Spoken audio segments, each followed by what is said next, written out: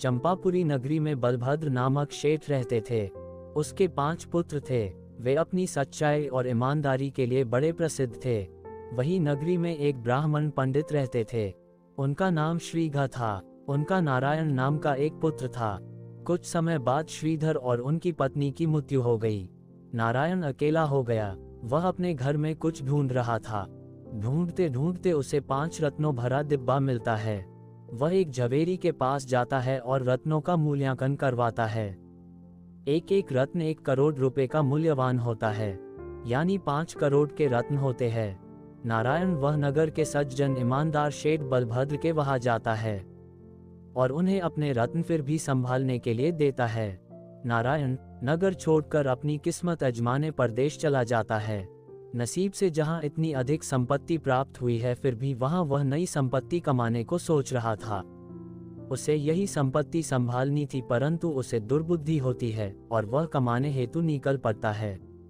नारायण के जाने के बाद बलभद्र शेठ को उस डब्बे में से 2 रत्नों निकालकर विश्वासघात करने की दुर्बुद्धि होती है। बलभद्र शेठ 2 रत्नों को बेचकर उससे जो धन प्राप्त होता है, उससे 5 मंजिला मकान बनाकर अपने परिवार के साथ खूब सुखपूर्वक रहता है। किंतु उसे यह मालूम नहीं था कि विश्वासघात करने से कभी भी सुख प्राप्त नहीं होता। थोड़े वर्ष पश्चात नारायण लौट आता है और बलभद्र शेठ को वह अपने डब्बे के लिए पूछता है। तब बलभद्र शेठ उस पर क्रोधित होकर नौकरी से उसे जबरदस्ती बाहर निकाल देता है। नारायण को बड़ा आहत होता है। उसके साथ छल कपट हुआ। 5 रत्न लूट गए और वह मर जाता है और सर्प बन जाता है। नारायण परदेश जाकर भी कुछ आवक नहीं कर पाया था और यहाँ अपनी संपत्ति लूट गई थी। बलभद्र बड़ा खुश था, क्योंकि अब सारे रत्न उसके हो गए थे। धन के कारण बलभद्र शेठ ने बहुत बड़ा पाप किया था। वह पाप उसे छोड़ने वाला नहीं था।